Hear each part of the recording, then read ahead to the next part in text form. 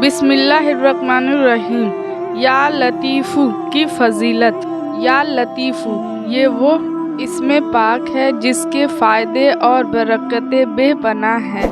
ایک حدیث ہے کہ ایک مرتبہ ایک بزرگ بڑے پریشان اور بدحال تھے۔ ایک عجیب سا خوف ان کے دماغ پر چھایا ہوا تھا۔ ان کے دل میں ہر وقت ایک خوف سا رہتا تھا جس کی وجہ سے انہیں کبھی آرام نہیں ملتا۔ ان بزرگ نے ایک دن سوچا کہ ہر درد کی دوا ہے محمد کے شہر میں ہے، تو پھر کیوں نہ مکہ معظمہ کا سفر کیا جائے۔ اس سے حج کا فرض بھی ادا ہو جائے گا اور دربار رسول پاک میں حاضری بھی ہو جائے گی اور اپنے مرض کا علاج بھی ہو جائے گا۔ لیکن پھر وہ سوچنے لگے، آخر سفر کرے تو کیسے؟ نہ سفر کے خرچے کے لیے کوئی پیسہ ہے اور نہ ہی اتنا کھانے پینے کا سامان جو پورے سفر میں چل جائے۔ لیکن وہ بزرگ کسی بھی حال میں وہاں مکہ معظمہ جانا چاہتے تھے۔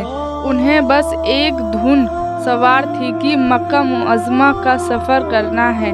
پھر کیا تھا، انہوں نے خدا کا نام لیا اور چل پڑے۔ مکہ معظمہ کے سفر کے لیے یہ بھی نہیں سوچا کہ آگے ان کے ساتھ کیا ہوگا، کیسے بنا پیسے کا کھانے کے سفر ہوگا۔ سفر شروع ہوتے ہی پہلے دن انہوں نے کافی گرم جوشی سے سفر کیا، لیکن دوسرے دن بھوک پیاس سے ان کی حالت خراب ہو گئی۔ پھر سفر کے چوتھے دن تو ہاتھ پیروں نے پوری طرح سے جواب دے دیا۔ انہوں نے محسوس کیا کہ اب کچھ ہی دیر کے مہمان ہیں۔ پھر انہوں نے کعبہ شریف کی طرف رخ کیا اور بیٹھ گیا اور سوچا کہ مر بھی گیا تو منہ تو کعبہ شریف کی طرف رہے گا۔ اتنے میں انہیں کمزوری سی نیند آ گئی۔ سپنے میں اپنے اس بزرگ نے دیکھا کہ ایک نورانی چہرے والے بزرگ آپ کے قریب آئے۔ انہوں نے اپنا نام خنزیر بتایا اور انہوں نے آپ سے مصافحہ کیا اور بشارت دی کہ تم بہت جلد مکہ معظمہ پہنچ جاؤ گے اور تمہاری جو بھی خواہش ہے وہ بھی تمہاری ہوگی۔ بس تم میری بتائی ایک دعا کو دل سے 3 مرتبہ پڑھ لو۔ یہ دعا میری جانب سے تمہارے لیے ایک تحفہ ہے۔ جب بھی تمہیں کوئی مشکل پیش آئے تم اسے 3 مرتبہ پڑھ لینا، انشاءاللہ تمہاری ہر مشکل آسان ہو جائے گی۔ دعا اس طرح ہے، یا لطیفم بکھل کے ہی، یا علیمن یا خبیر۔ اس طرح اپنے نیند میں ہی حضرت خنزیر علیہ السلام کے ساتھ یہ دعا دہرائی اور ان کے فوراً بعد کسی شخص نے آپ کو نیند سے جگا دیا۔ وہ شخص اونٹ پر سوار تھا اور حج کے لیے جا رہا تھا۔ ایک دوسرے کی حالت جاننے کے بعد اس شخص نے بزرگ شخص کو اپنے ساتھ لے لیا۔ کھانے پینے کے سامان کے علاوہ آپ کو اونٹ کی سواری بھی مل گئی۔ اس طرح وہ بزرگ مکہ معظمہ پہنچ گئے۔ مکہ میں پہنچتے ہی کوئی شخص آیا اور اس نے روپے سے بھری تھیلی آپ کو دی اور فرمایا کہ میری طرف سے گھر واپسی کے لیے آپ یہ رکھ لیجئے۔ گویا آپ کی واپسی کے لیے خدا نے انتظام فرما دیا۔ اس کے بعد بزرگ آدمی مدینہ منورہ تشریف لے گئے، روضے رسول پاک کی زیارت کی اور آپ نے ہر مرض کے علاج کی دعا کے ساتھ گھر واپس آ گئے۔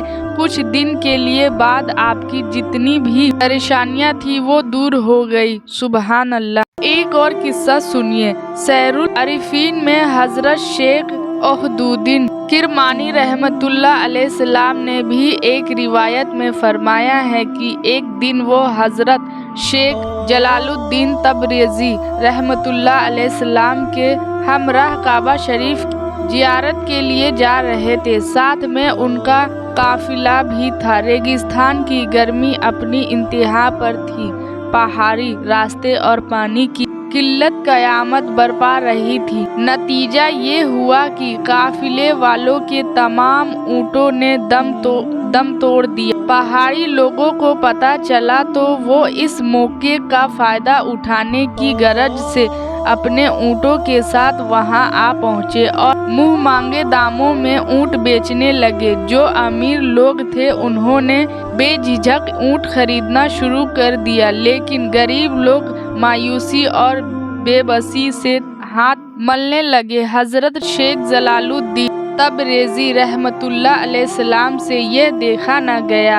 आप आगे तशरीफ लाए और अपने कपड़ों में से एक थैली निकाली, फिर या लतीफ़ो पढ़ा, फिर थैली में हाथ डाला और अशरफिया निकाल कर ऊँट वालों को देना शुरू कर दिया। इसी अमल से आपने एक करके 500 ऊँट खरीदे और गरीबों में तकसीम फरमा दिया, ले खुद पैदल बैतुल्ला तशरीफ ले गए। इसमें पाक या लतीफ़ों की खैरो बरकत का जिक्र कई और हदीसों में मौजूद है। पाबंदी से पढ़ना कई बलाओं से महफूज रखता है और कई मुराद पूरी करता है। अगर कोई बेरोजगार हो या तंगदस्त और फका काशी भूख से मर रहा हो या किसी और मुसीबत में परेशान हो तो हर नमाज के ख़त्म होने के बाद 100 मरतबा या लतीफ़ो और 21 मरतबा दरूद शरीफ पढ़कर दुआ मांगे, इंशाअल्लाह दुआ कबूल होगी। शर्त ये है कि जब तक मकसद पूरा ना हो तब तक पूरे यकीन और एहतमाम के साथ ये अमल जारी रखो जाए।